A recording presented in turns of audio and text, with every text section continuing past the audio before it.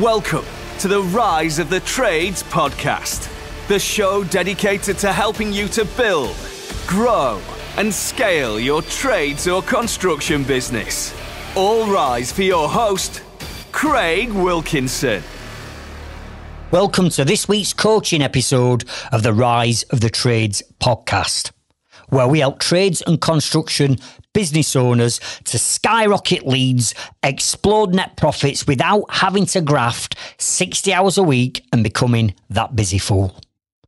In this episode, I'm going to be teaching you how niching down on the products and services you offer will skyrocket leads, explode profits, and free up your time in your trades business.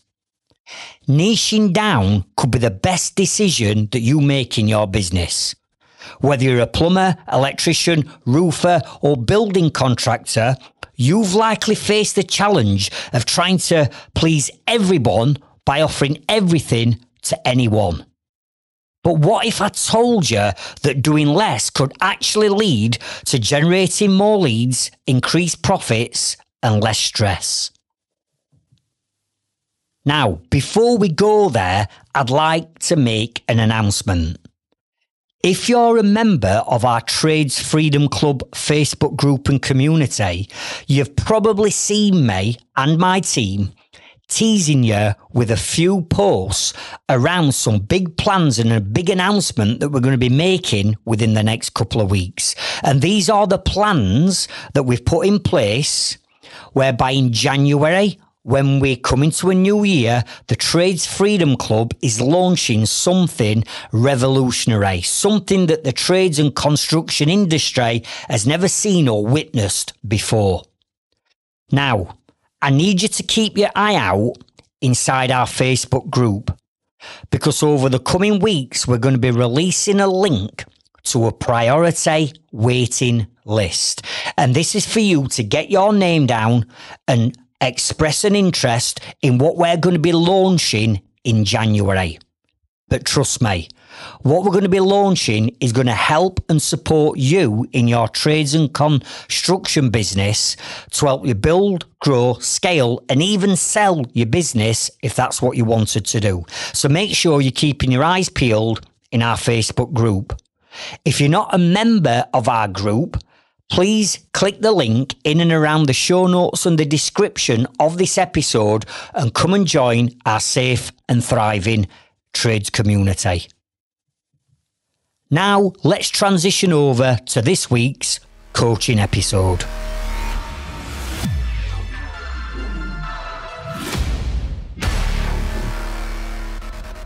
The first thing I'd like you to do is grab a notepad, pen, or your tablet, somewhere where you can make notes from this episode, but also I'm going to be sharing with you a number of different podcast episodes that's already live for you to go out and check out, that's going to help you achieve the goal of this episode quicker than you've ever thought imaginable.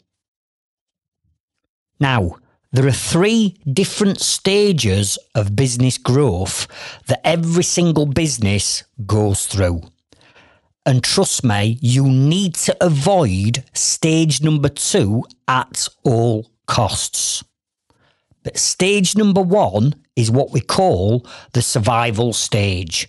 Now, what I want you to do is cast your mind back to when you first set up your business. And for some of you, this might be years or even decades ago. For some of you, this could be literally just months ago. But cast your mind back to day 1. And when you first set up your business, the only goal that you had at that time was to survive.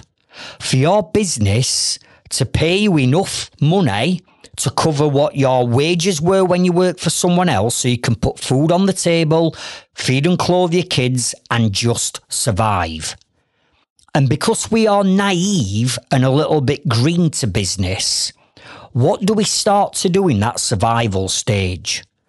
We take on almost everything and any type of work that our trade can do. And we do this because we've got to put food on the table, we've got to pay his overheads, we've got to pay his way. So to start off with, we take on just about any job regardless of size, no matter what the customer looks like or where the lead or inquiries come from. We just need work. So we take on just about any type of work. And this is okay to start off with. But as we start to get more experience within business, we've got to switch on to the fact that we can't be providing every single product or service that our trade allows us to do, because that is the quickest way to become a busy fool.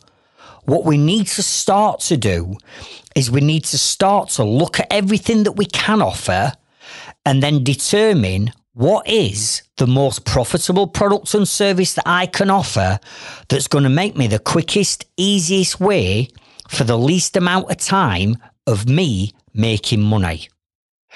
Now, I know you all know this, but sadly, many of you, months, years, or even decades later, are still not making the profits and the money that you want to make because the product or the service that you are offering, right, is never going to get you to where you want to be. And if we don't identify this now and start to make moves on changing the way in which we run our business, I guarantee that at some point you will feel like that busy fool because nothing seems to be working. You're busy, you've got work on, and then some days you look at your bank account and you've got loads of money in, but then a month later, when all your expenses and all your outgoings have gone out, you're left with nothing and you're sat there going, where's all the money gone? What the hell is happening? So what you need to understand is this. Your business is simply a vehicle that you step into every single day. Now, some of you have opted to go into a plumbing vehicle. Some of you are in an electrical vehicle. Some of you might be in a joinery vehicle like I was. Some of you might be in a roofing or plastering or scaffolding vehicle. But each day, your business is a vehicle. And your vehicle is designed to provide you and your family with a financial reward. That financial reward might be weekly, might be monthly, might be annually. But your business, your vehicle is designed to maximize profitability. Now, if you're driving your vehicle correctly and you're traveling in the right speed into the right direction, you will reach your financial destination quicker than you planned. And the problem is, the vast majority of trades or construction business owners are making their journey hard freaking work. They don't have a plan and a direction of where they're heading. So the time it's taking them to reach their financial destination is taking too long. And that becomes frustrating. Then you get stressed. Then cash flow challenges start to appear. Listen, I know this happens because it's happened to me along my journey. You see, I never used to have a business plan. I never had a written down business plan. I didn't even know how to create one. I knew I needed one, but how the hell and where do you start with building out a business plan? So ultimately, I didn't have a clear direction and clear steps and clear milestones that I had to hit to get me to my financial destination. I didn't have a marketing strategy. So I used to generate leads from everything, from anyone, for anything that I were offering. All these leads come in and I just thought, this is great, I'm busy. Yeah, I was busy, but I was busy not earning money and I was busy being a busy fool. I didn't know the services I offered were going to be the thing that determined what made me the money or lost me the money, because I never used to track the numbers in my business. Some days I'm sure I'd be doing a fitting something, maybe a roof, some doors, maybe doing a garage conversion or something, and that were making me money. But then I were doing other things, and these other services that I were doing were losing me money. So I'm making it in one hand, but I'm losing it in the other because I didn't understand the numbers in my business per product or service that I offered. And this led to me working stupid hours, rushing around like a blue horse fly with a lack of organisation and making no money. And having now worked with over 30,000 trades businesses since 2012, I see this common problem every single day. You're spreading yourself far too thin, offering too many different services that's now starting to cause you grief. And until the point where you get selective with the products and services that you start to offer and you start to niche down and get an expert on providing this product or this service, you're always going to feel like you're stressed out and you're overwhelmed and you're not making money and you're working long hours and you're never going to get to where you want to be. So the first thing you must understand is this. It's not your business that makes you profit. It's the product or the service that you offer within the umbrella of your business that makes you the profit. Example, an electrical contractor. It's not him being or her being an electrician that makes them the profit. Being an electrician doesn't make you profit. What makes you profit is the solar PV panels that you fit in. That's going to make you more profit than changing the light bulb for Mrs. Jones down the road. So until we start to understand that the products and services that we are offering is the thing that's going to make us the money, all we'll continue to do is offer everything that our trade allows us to offer. And that's a big mistake.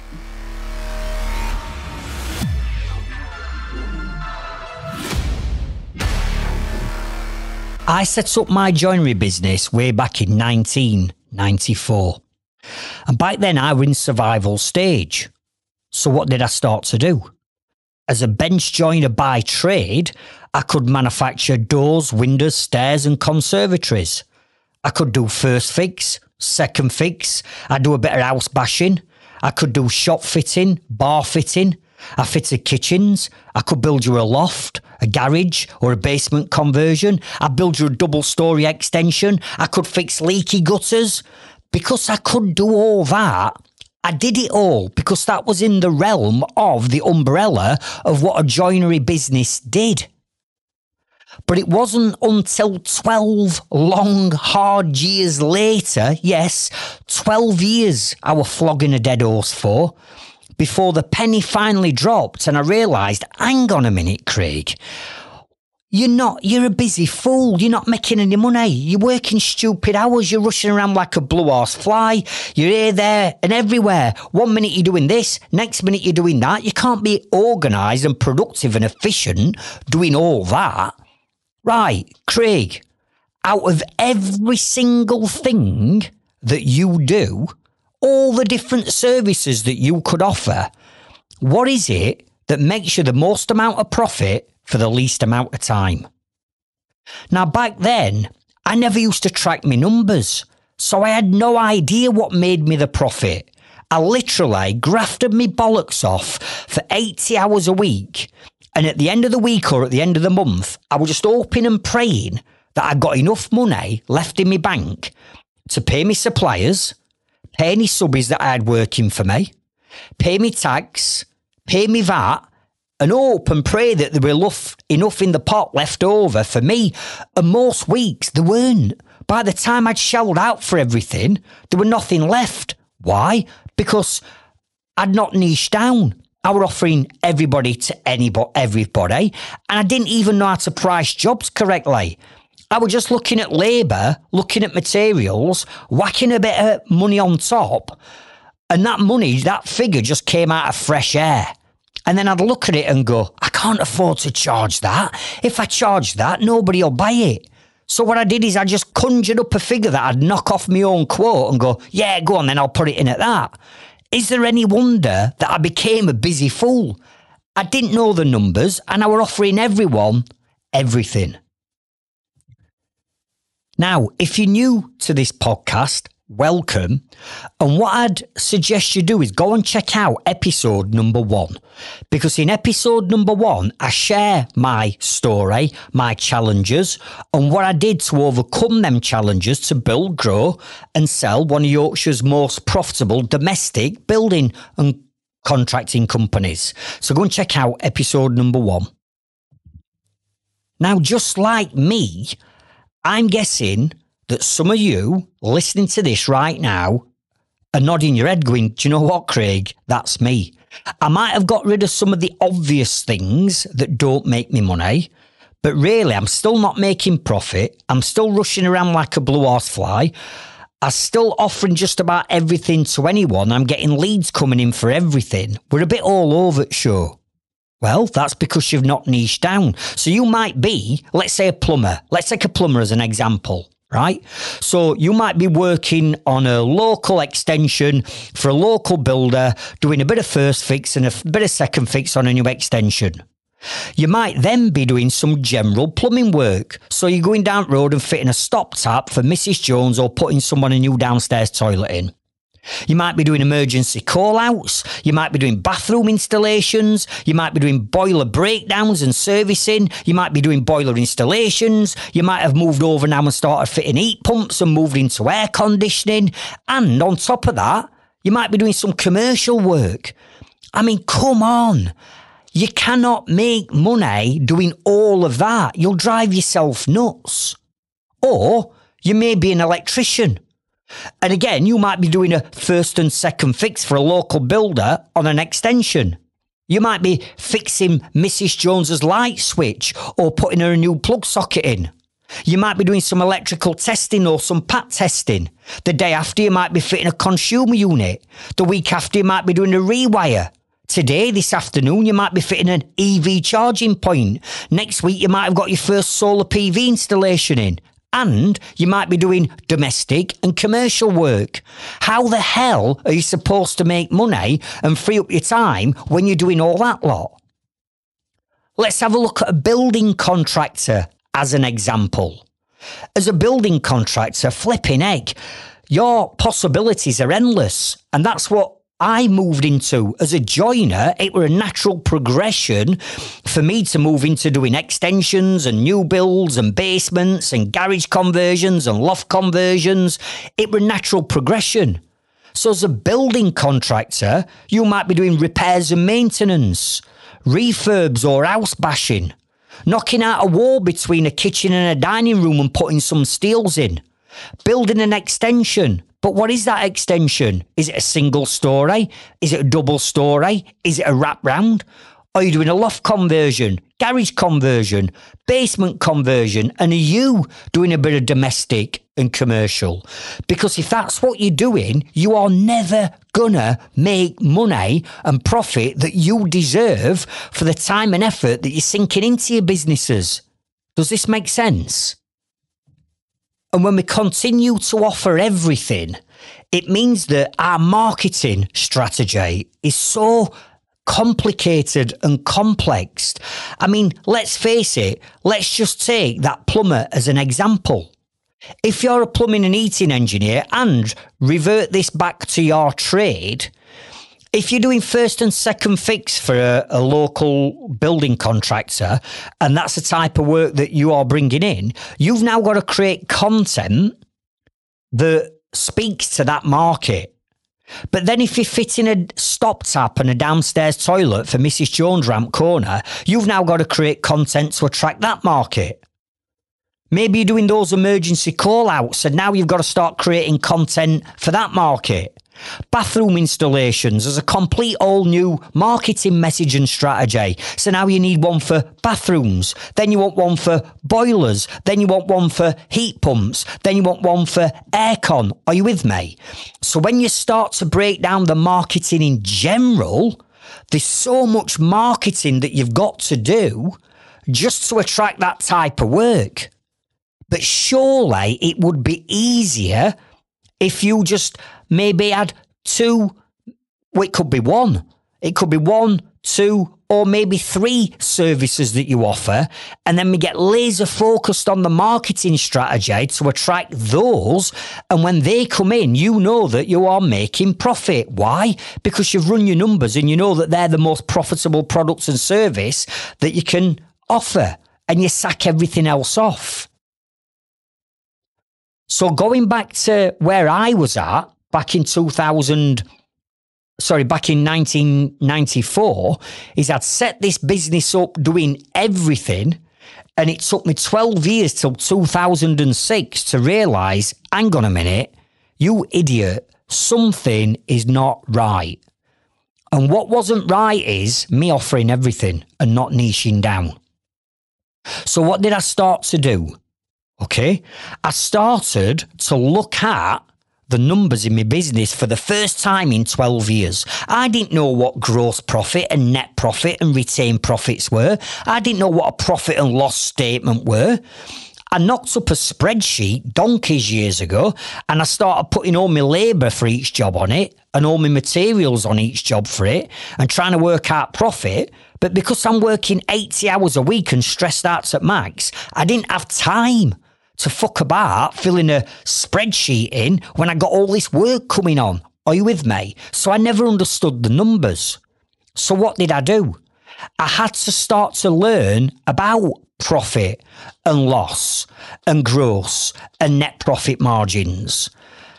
And as a business owner, you should understand the numbers in your own business. And if you don't, I'm going to encourage you to go and check out episode number 7, which is called Gross and Net Profit Margins Explained and How to Work Out Your Numbers. Because the first thing that we need to do is understand the numbers in our business.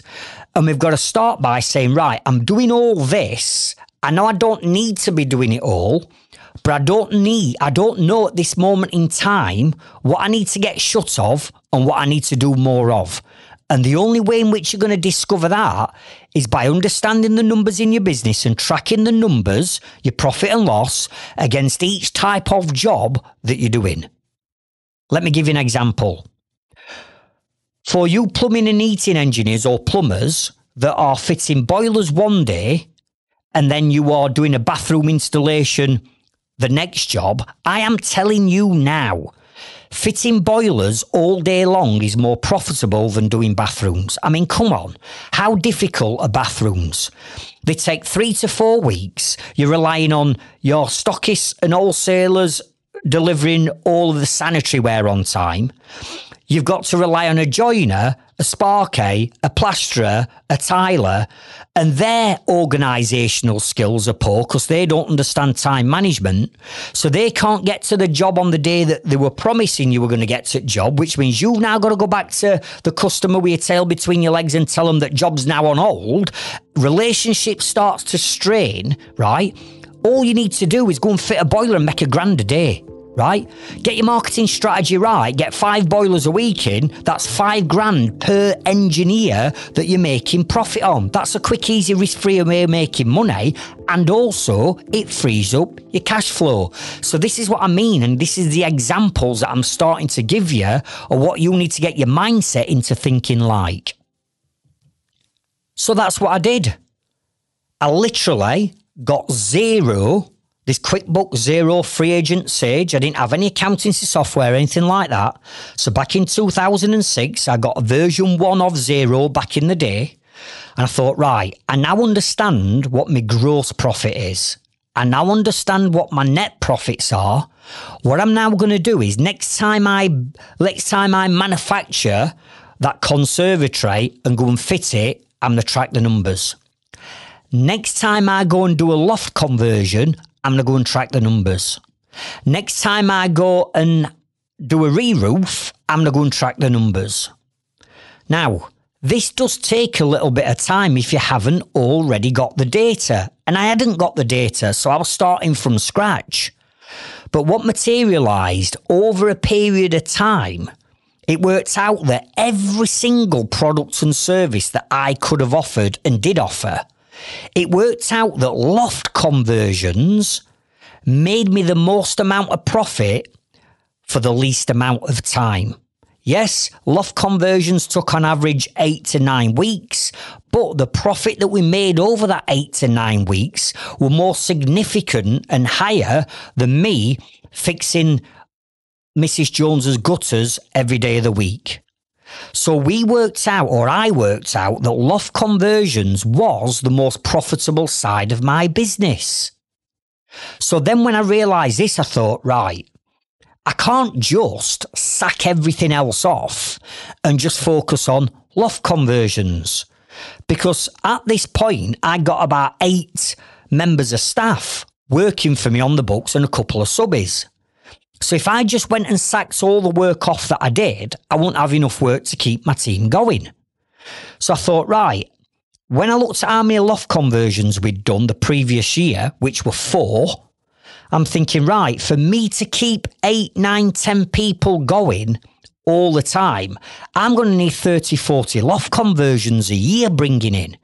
But I only brought 4 in the previous year. So then I'm thinking, right, here's what I need to do next.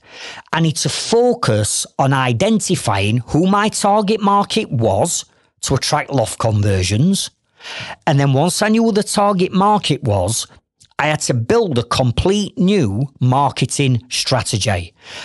And what I decided to do is set up a brand new business. So I set up a limited company, kept my old business running, but I set up a loft conversion business that would solely focused on loft conversions and nothing else.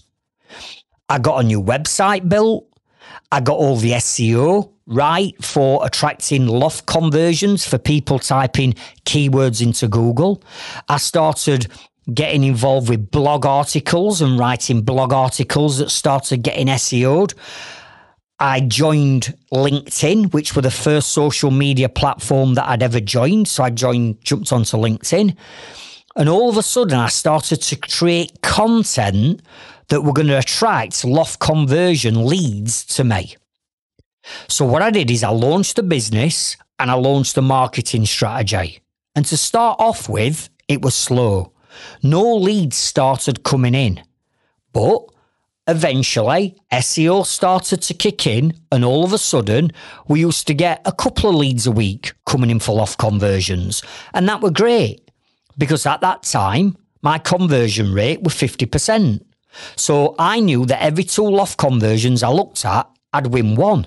So I could now start to plan out the amount of jobs that I'd have in the pipeline, so I could start to then get focused on letting some of the less profitable work go from my other business.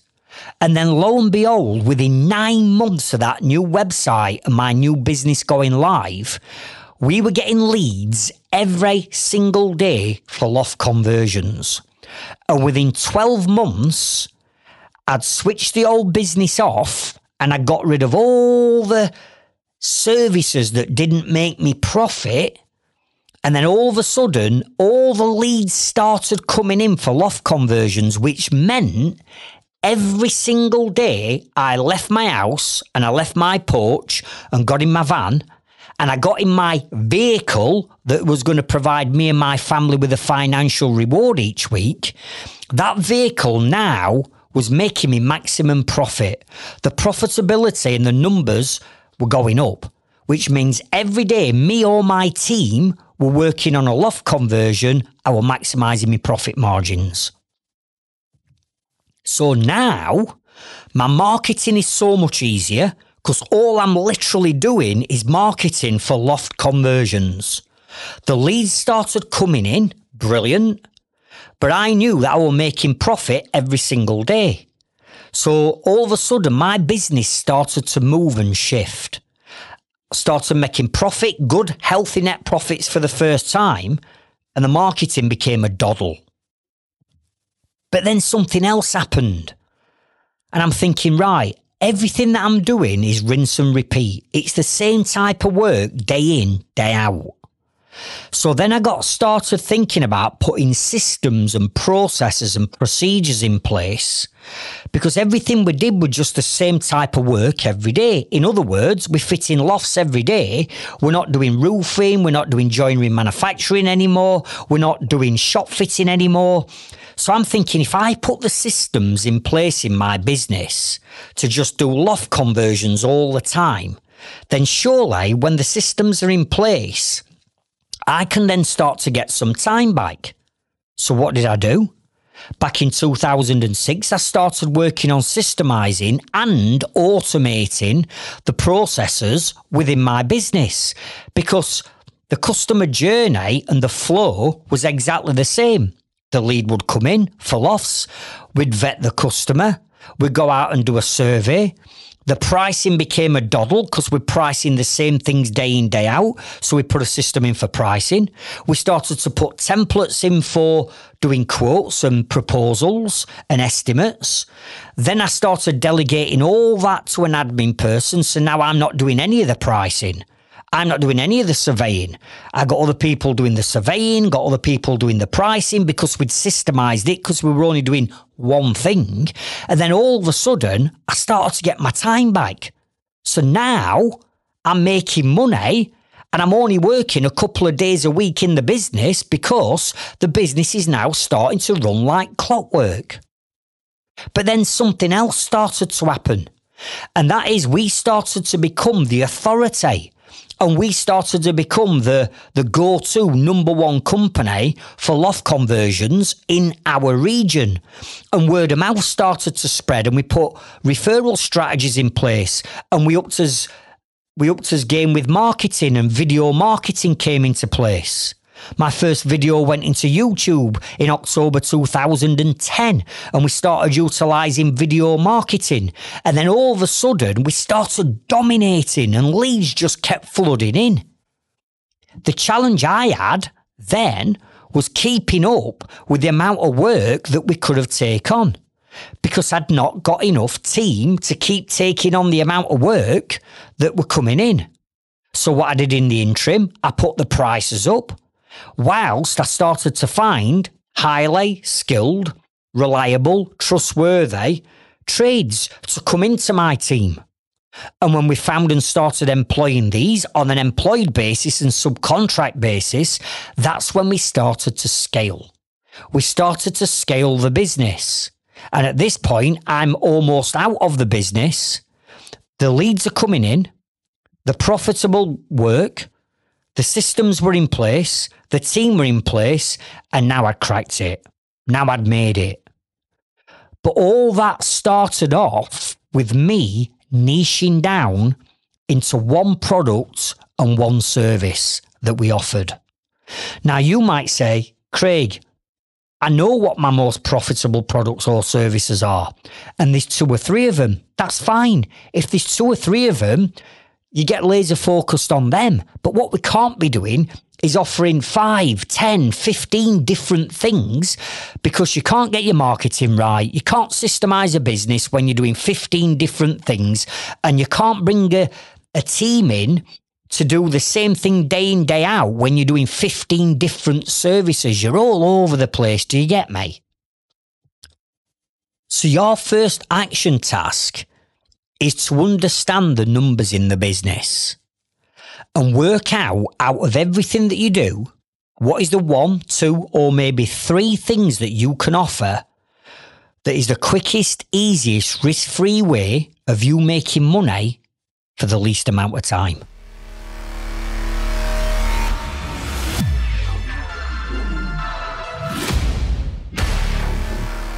Now, here are the 5 most common pain points that trades and construction business owners face by not narrowing down on their services.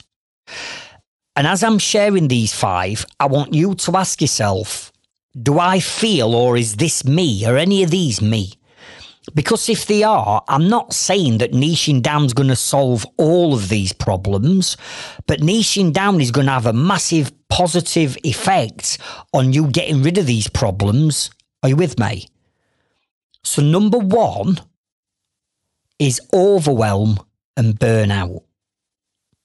Because when you're doing that many different things, your head is all over the show, right? You're surveying different jobs. You're meeting different types of customers, especially if you're doing domestic and commercial work. The pricing of them jobs are completely different. The marketing around them jobs are different, right? The actual implementation of them jobs are different. The different products or services or materials that you need for those jobs are different. The trades that you need for those jobs are different. The skill set, are you with me? So all this lot, you're rushing around doing this and that and firefighting, and then this crops up and that crops up. Then this customer wants that, and then there's an extra on this job, and it's just overwhelming them. You're going to burn out. By niching down, you're limiting the amount of burnout because it's rinse and repeat.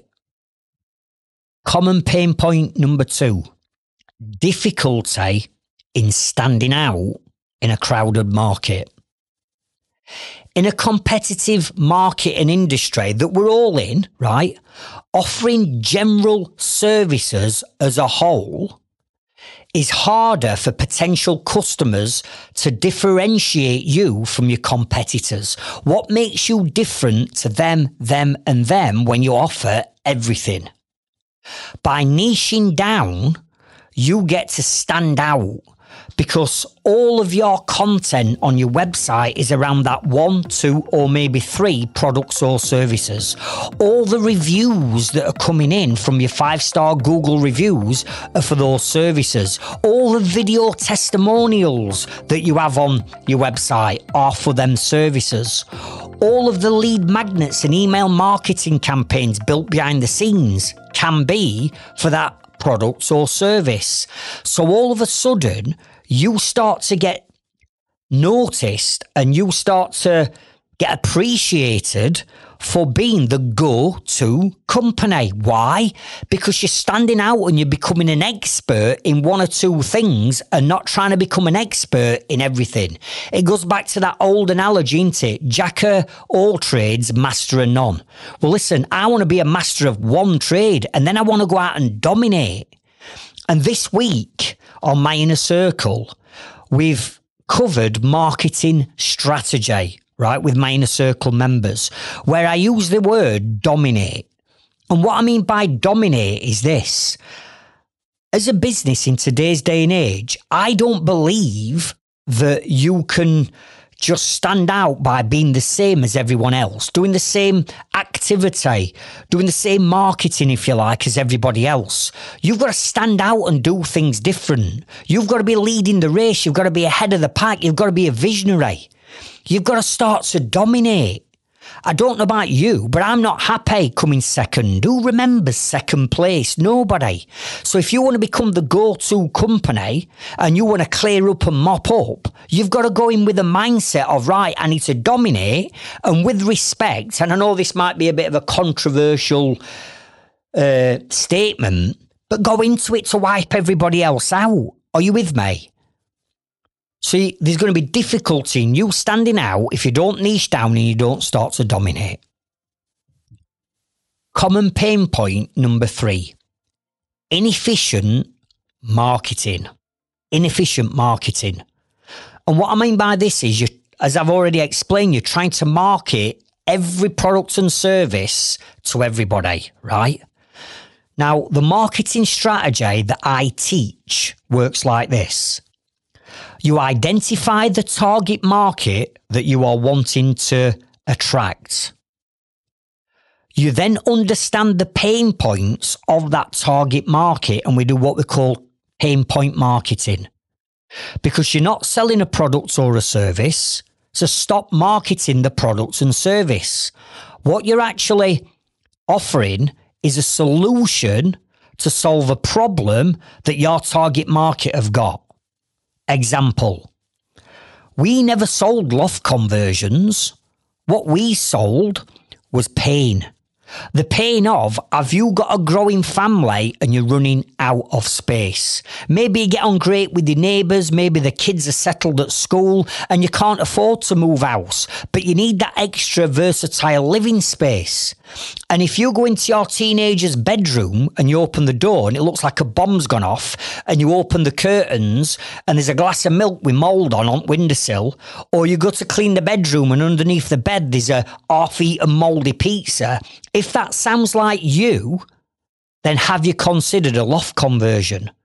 So the messaging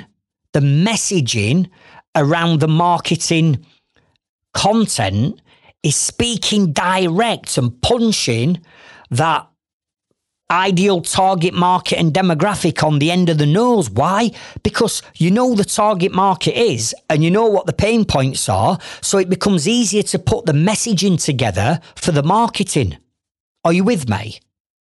Without this, your marketing is like a scattergun approach. It's like you're banging random posts out at random times to a random target market. People land on your website and they go to your services and there's like 10 different services. That is not niche. That is not laser focused. That's a scattergun approach. And you're hoping that if you chuck enough content out there, you're hoping and praying that somebody's going to see something and you're going to get a lead.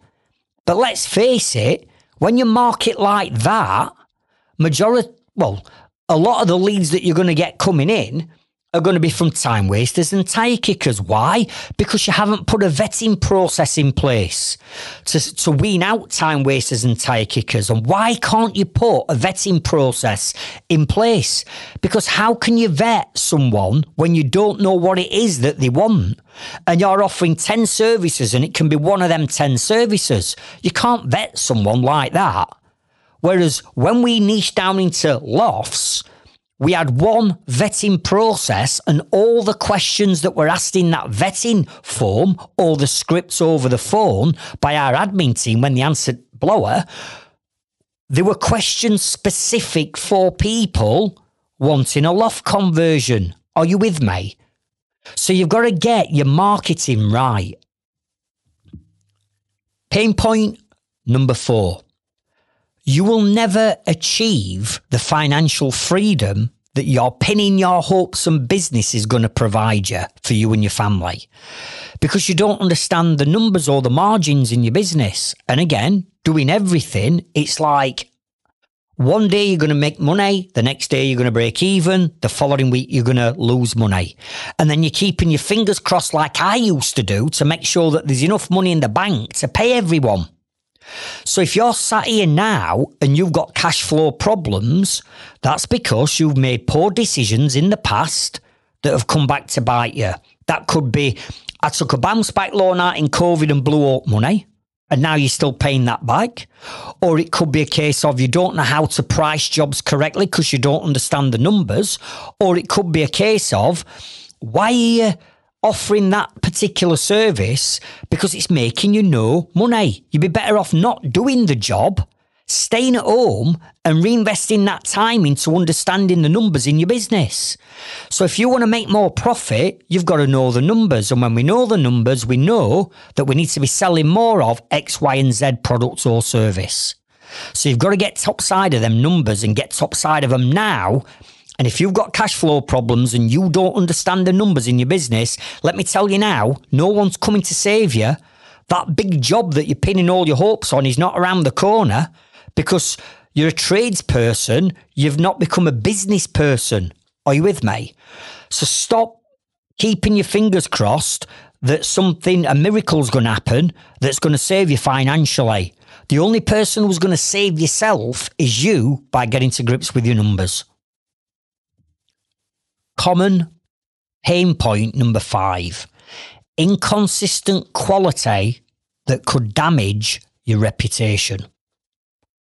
What I mean by this is offering various and lots of different services may lead to inconsistent results and quality or deep expertise needed across all them areas that you are working on. Now, come on, let's be honest with each other, right? As a joiner, I'd like to have thought that I could do anything, and I could. But in reality, were there other companies out there that could have done a loft conversion better, slicker, faster, and more productive than me when I were only doing 4 lofts a year? If that other company were doing 24 lofts a year, right, to a month, and I were doing 1 a quarter, who's going to become the most productive and most efficient? Who's going to be the one that can spit out the best results? It's them. So when you're starting to spread yourself too thin, it goes back to that jack of all trades, master of none. We're not mastering one particular area. Yes, you can do it, and you might do an half-decent job, but you're not going to wow your customers with the standard and service and customer service that you offer in that area because you're spreading yourself too thin.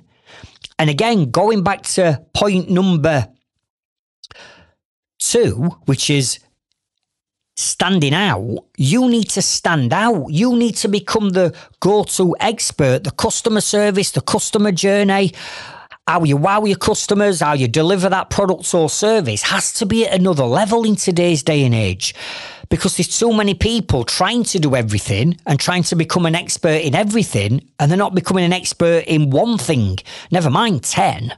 So you get this inconsistency of results. You get an inconsistency of customer service and delivery of that service to that customer. And these are the 5 most common pain points that you'll be experiencing. So if any of these 5 sound like you now, by niching down, you're going to help yourself step away from these pain points, because you're going to niche down and become an expert in all these 5 areas.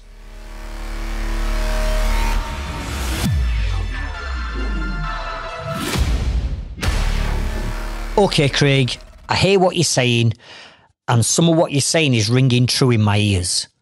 So what do I need to do? Where do I need to start? How can I make this shift and change in my business? Okay. What I'm going to ask you to do is, first and foremost, have a shift and change in your mindset. Because you've been used to running your business a certain way for months, years, or decades, and you are now programmed to work and behave and act in a certain way. And what I'm saying to you is, when you start to niche, things are going to have to start changing in your business, and that's going to have an effect on your comfort zone, right? So you have to step outside your comfort zone to do this. Everybody that I coach through niching and transitioning has to have an open mindset.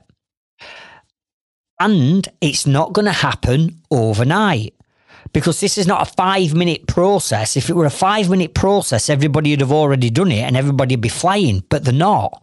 So it is going to take some time. However, the sooner you get off your backside and start it, the sooner you're going to get the results.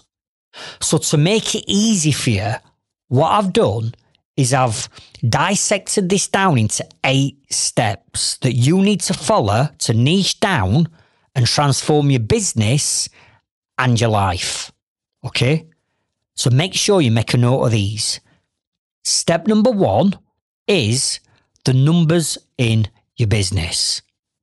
And I keep going on and on and on about these numbers in your business on lots of different episodes, because how on earth can you run a business when you don't understand the numbers in it? You're in the business of making profit.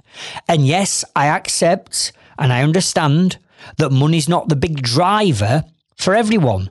And earning the maximum amount of money, living a big fancy house, driving a fancy flash car and all that materialistic stuff, I understand that that's not the trigger for everyone.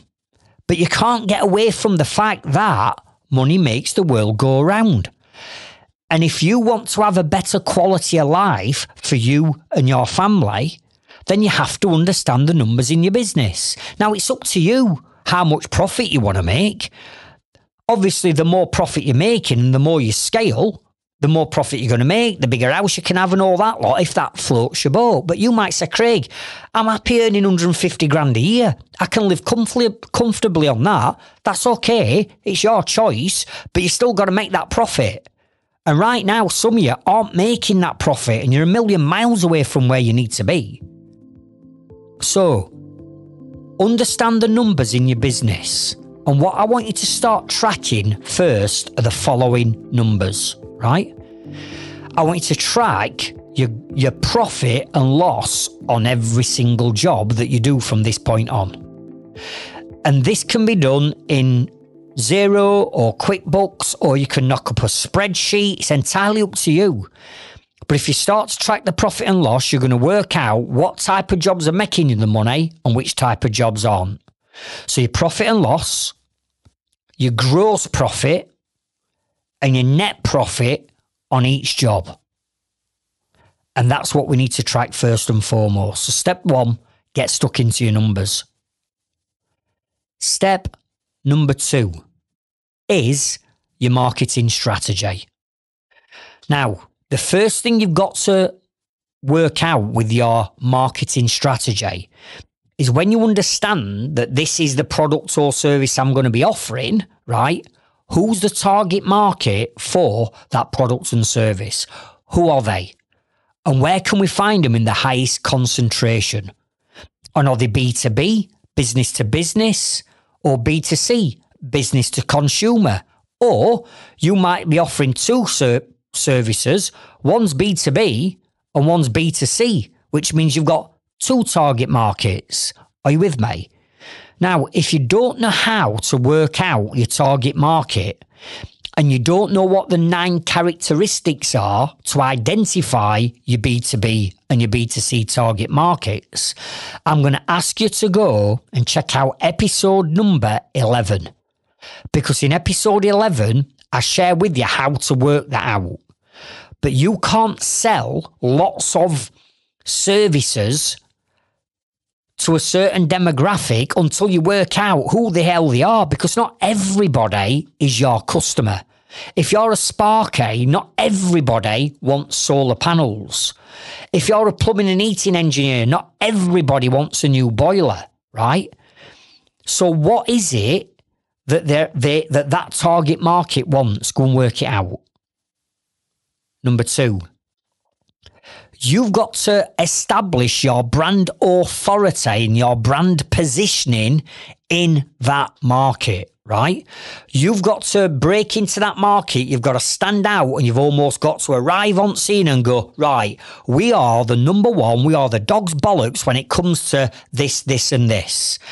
And your branding and your authority positioning around that product and service has got to go through the roof. To do that and achieve that, I want you to check out episode number 20, which is how to generate leads by building your brand and your brand authority. Because if we don't get the branding right, that's going to attract customers to that service, if the branding's not right or it's inconsistent, we're going to struggle attracting them type of people to us. Number 3. Once we've started to identify what those two things are, we're going to have to start to make some changes to our ultimate sales tools, which are either our websites or our landing page or funnels. Now, I'm sure some of you have already got websites, and on that website, you've got lots and lots of things that you're promoting and advertising on. Right, we need to start losing some of the stuff that doesn't make you money, don't we? So your existing website and your SEO is going to want looking at. You're going to need to do a bit of extra work on your website to become that authority and start to attract those type of leads. Or you could do what I did, and that is leave your existing website running in the background as it is, but then focus your attention, your time, effort, and money on building a new website with maybe a new brand on there and getting that working behind the scenes. And then eventually, over time, as long as you get your SEO right, then your website is going to start to generate your leads just for that product or service. Now, if you want to know how to build a high converting website that's an inquiry generating machine, there are 16 fundamental features that you must put on your website. And these 16 features I share in episode number 16. So if you've got a website now, whether you're going to update your existing website or you're going to build a new one, you must check out episode 16. Because without putting these features on your website, you're never going to turn your website into that inquiry generating machine that we're going to need. Step number 3 is streamline your operations. In other words, you've got to put systems and automation and procedures in place within your business so that when the leads start to come in, you can cope with the leads. Because if you don't put the right systems in place, the danger is you're going to generate leads, profitable leads, which some of you now are thinking, flipping heck, how can that be a danger, Craig? Well, it is a danger because if you start, which you will do if you follow my strategies, if you put my strategies in place, you will generate an avalanche of pre-sold, ready-to-buy customers coming into your inbox.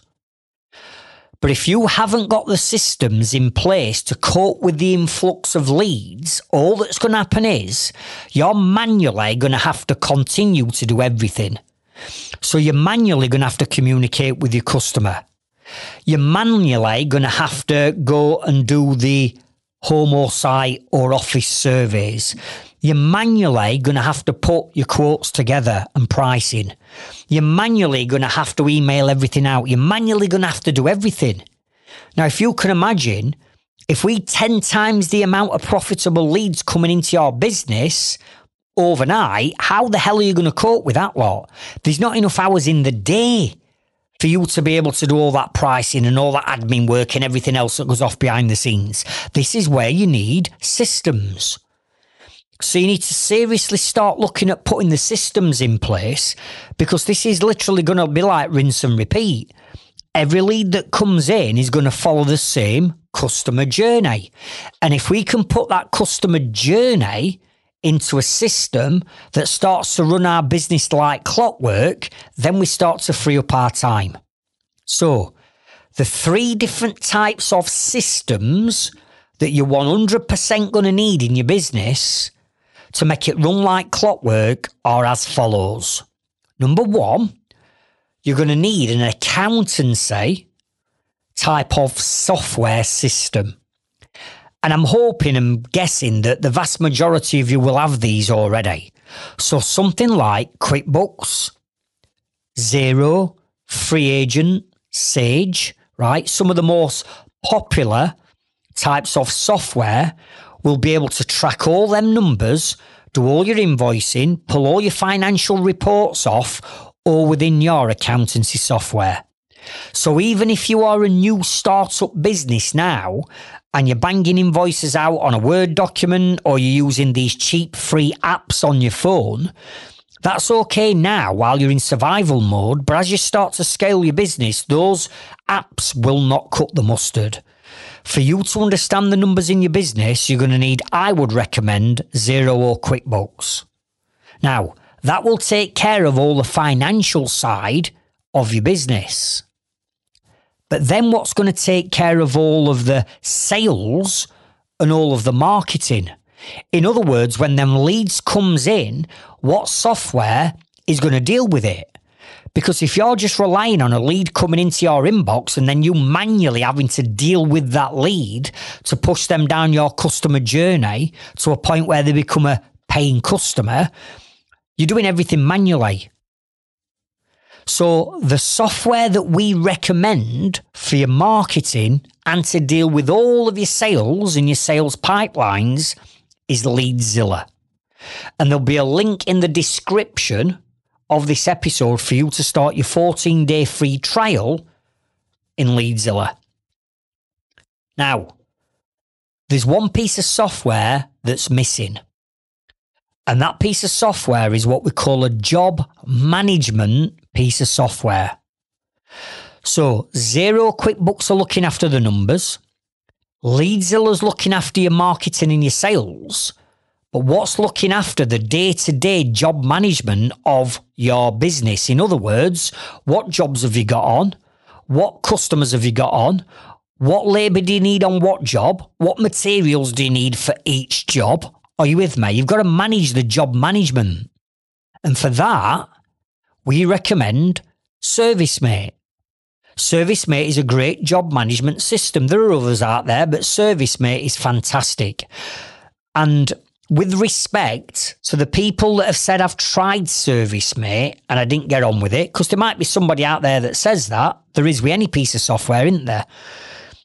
What I'm saying is, we're going to be doing a lot of training around ServiceMate for you and showing you how to set it up correctly and how to use it correctly.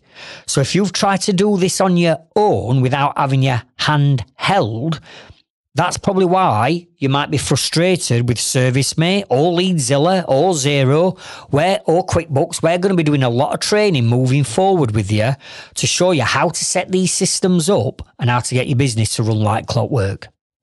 Now, once those systems are in, we can start to think about delegation, because your business is now systemized, which means you don't have to manually stay up till 10 o'clock at night doing all your paperwork, your quoting, your invoicing. All that lot is now in a system. But if we're going to delegate it, that's going to take us over to step number 4, which is building your team. Now, before we get into building your team, go back to systems. I want you to check out episode number 13.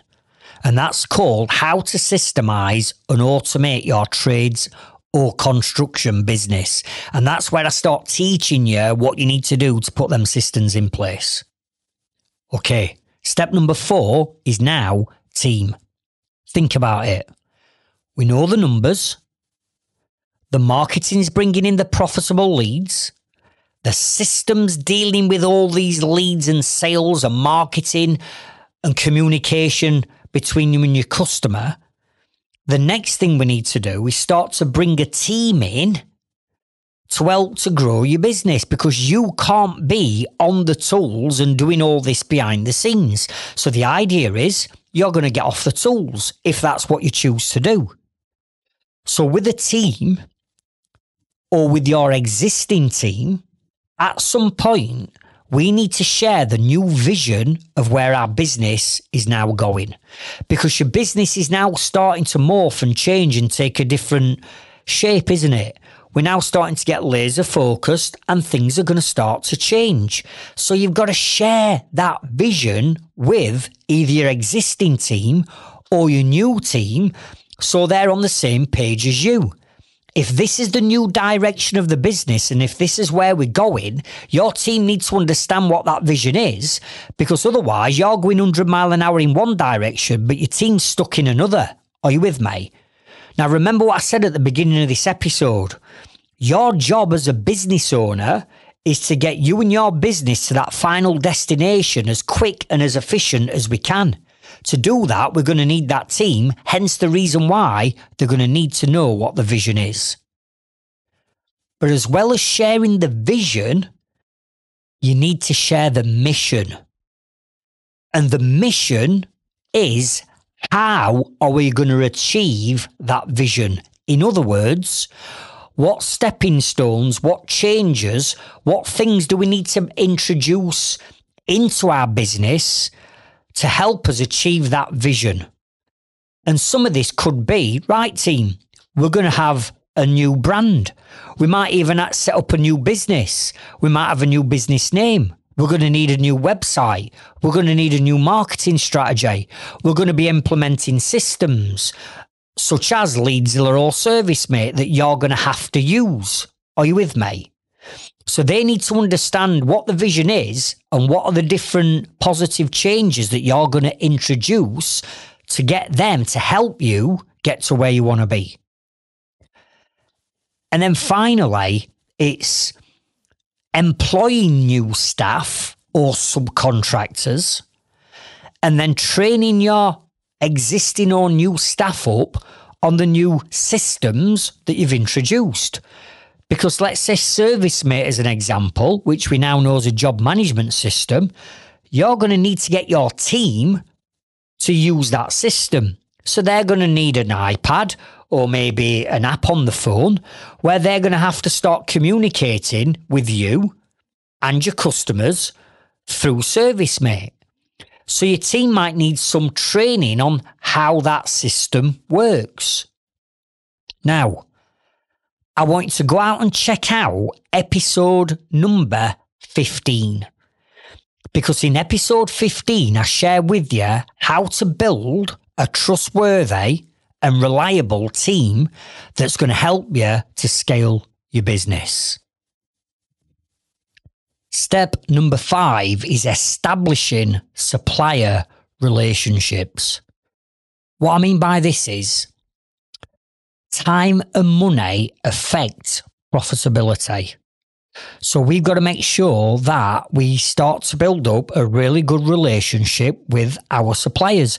And no doubt you've got a good relationship with some of your suppliers right now, or you think you have. But let me tell you now, they're probably looking after other people a lot better than they're looking after you.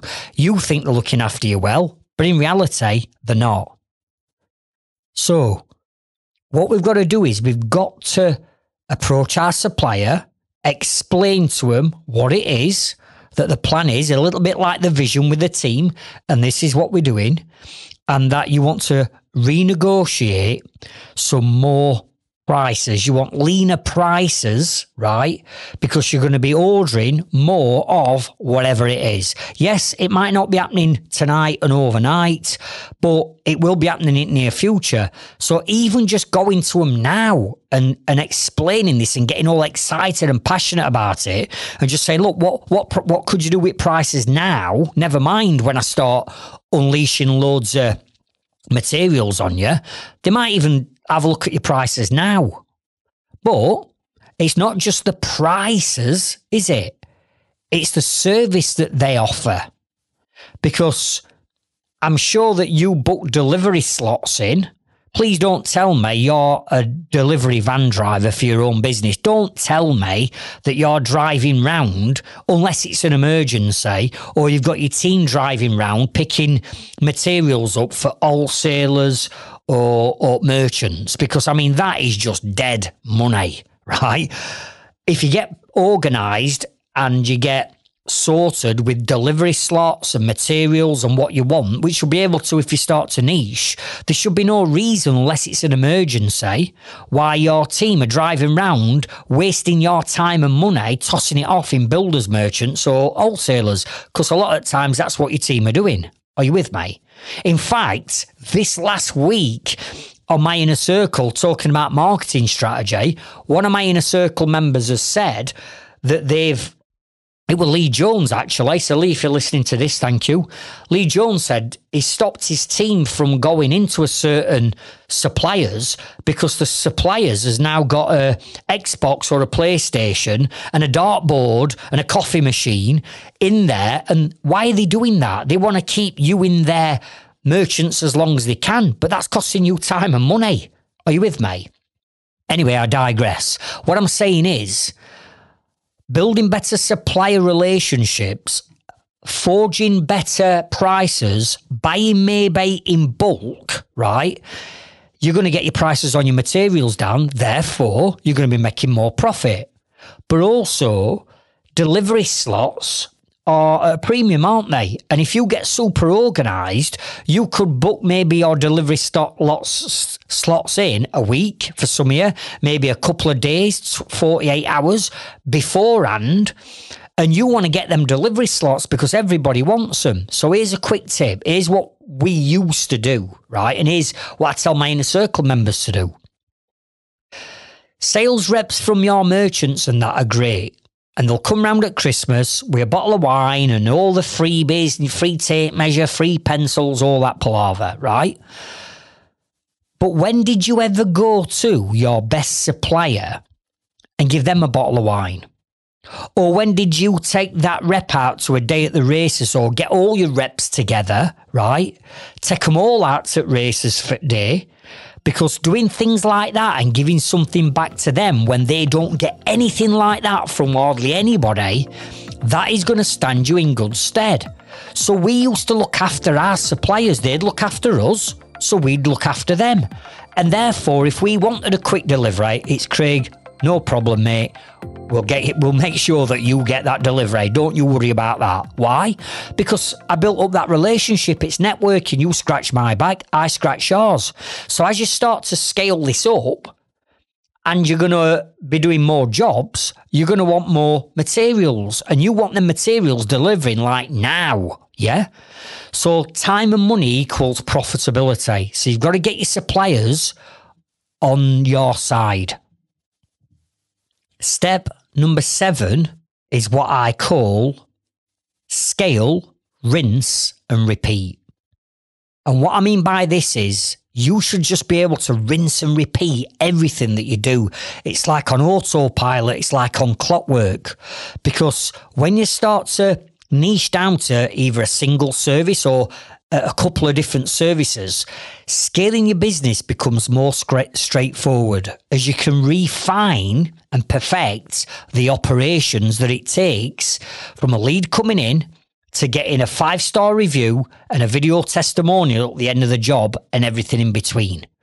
So what we need to do is, once we know the numbers and we're generating leads and the system's running the business and the team are doing the running of the business, i.e. an admin person or a fitter or an engineer doing the on the tools fitting work, right? At that point, you've got a business now that's starting to run like clockwork, and you should be able to be taking a back seat from your business and focusing on the high value tasks of how we can make this business more efficient and more profitable.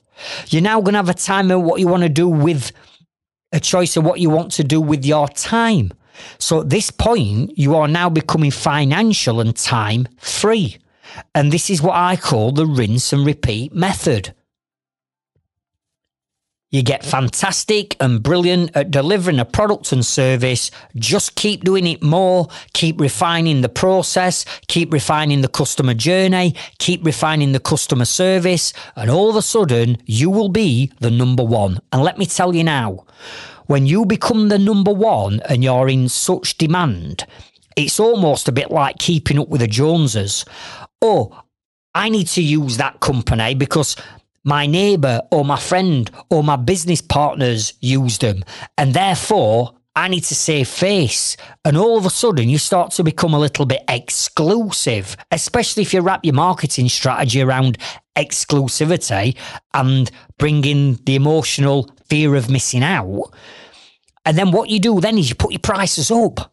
Because you're in such demand and people want you, you just keep nudging your prices up. So when you're scaling, you're rinse and repeating, you're still increasing your profit margins because you're now in demand. And the final step is step number 8, which is you've now built a saleable asset. And what I mean by this is, by implementing everything I've just shared with you, right, which, yeah, is going to take a little bit of time. But when you do that, you've built yourself a saleable asset, which means you've now got a business that runs without you having to work in it or you choosing to work a day or two in it. You've built this saleable asset and that is valuable to someone. Okay? So what I want you to start to consider from this point on is let these words ring out in your ears. Build your business like you're building a franchisable model. So franchisers, Costa Coffee, McDonald's, you know that when you go into a Costa Coffee or a McDonald's, and these are easy examples, aren't they? 9 times out of 10, they look the same, they feel the same, they run the same, the end product's the same, the prices are the same, everything is same. Why? Because they've built the business as a franchisable model, which means you can pick that business up and drop it wherever you want. Now, I got told this years and years ago by one of my mentors, Craig, build your business like it's a franchisable model. And I'm like, yeah, but I don't want to franchise it, so it's pointless. And they go, no, you're missing the point. When you build it as a franchise, you have to, number one, know the numbers. Because if it's a franchise, somebody else has got to make money. Number two, you get your marketing nailed on because somebody else is going to have to generate leads. Number three, you put the systems and processes and their operations in place so that somebody else can run a business out of a box. Number four, you bring the team in and you show them how to train the team up to run the systems. It's the exact same in your business. This is how we get to that rinse and repeat. But in doing this, you've built a saleable asset. Now, you might be sat there going, Craig, I don't want to sell my business. I want to keep going with it. And that's fine. But that's where your headspace is at right now as you're listening to this episode. If you or when you get to a point where you've got a saleable asset, you might well decide, you know what, Craig? I've realised there's actually a quicker, easier, risk-free way of making money than being a joiner or a builder or a plumber or a roofer or a plasterer. And I'm going to sell my business, bank the money, and then pick this model up that you've just shared with me now and pick all these skills up and drop all this knowledge into a new business. It's an either quicker, easier, risk-free way of making money than fitting boilers or doing loft conversions. And that's exactly what I did. I wasn't looking to sell my business. I got approached by another company who said, Craig, and I knew this company and I knew the two directors of them. And they said, Craig, you've got a fucking amazing business. You make shitloads of money. It runs without you in it, right? And I'm thinking, aye, where's this going here? And they're saying, we want to get into doing what you do. Now, they were a commercial building contractor. They weren't necessarily in domestic market. And here's me thinking, right, come on, game on, right? If that's what you want to do and you want to get into domestic market and you want to do what I'm doing, bring it on because I'm dominating. I'll drill you into the ground, right, with respect. You'll never catch up with me because I've got years on you. I've built this amazing business. For you to be able to do that, it's going to take you a long time. Yes, they got the money to sink into it, but they've not got the knowledge and the systems and the team and the processes and the marketing and the clout and the branding and the authority that I got. And that's where they said, well, do you know what, Craig, you're right. The thing is, we don't want to go up against you because we know that you own it and you dominate it. So we want to make you an offer to buy you out. And that's how it all came about. So I sold the business, lock, stock and barrel, setting me and my family up for the rest of our lives. Done, job done. But what I did do then is I picked up all the knowledge of how I build, grow and scaled that business. And then I dropped that into other businesses. And they're the 4 businesses that I've currently got now. And each one of them is doing the exact same as what I'm teaching you to do now. Are you with me? So the possibilities are endless when you get it to step 8, which is a saleable asset, because even if you don't decide to sell it and you keep going with it, you've got a business that's making you money without it sapping your time. All you do then is you pick the same knowledge up and drop it into something else. And then you've got 2 businesses that are running that are both making you profit and not either one of them, you're not working 20 hours a week in. Are you with me? That's progression. That's being a businessman or woman. That is being an entrepreneur. Running a business is not about working 60 hours a week, having cash flow problems, not generating leads, not having systems, not being able to find highly skilled labour. That's just got busy fool wrote all over it. And if you continue to try and scale your business without putting in place what I've shared with you on this episode, then you're just going to end up working longer hours and keeping your fingers crossed that the money that you're making is enough to get you through. Well, in most cases, it's not. And you're going to hit a brick wall and that burnout's going to happen. So don't put yourself in that position. Do the right thing for you and your family and your business and take massive action on what I've just covered off in this episode. And remember, I've shared with you a number of different episodes that's going to help you to achieve this strategy far quicker by going back and listening to those episodes as well.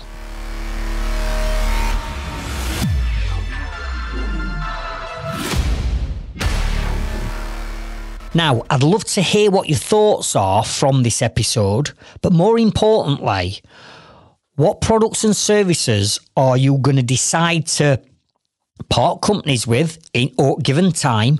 What you're going to get rid of and what you're going to be selling more of.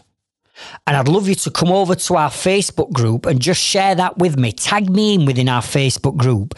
You know that I'm proactive in our group every single day. So come and tell us what you're getting rid of, what you're going to sell more of, and more importantly, what actions are you going to take next? A reminder that the link to join our Trades Freedom Club Facebook group and community is in the show notes and the description of this episode.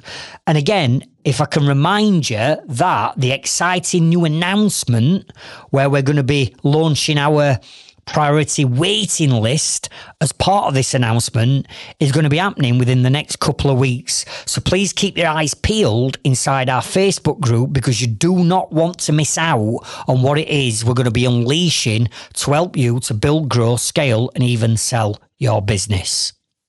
And remember, the business is never the problem. The problem is always the mindset of the business owner. Catch up with you on next week's episode, and I'll meet you at the top. Thank you.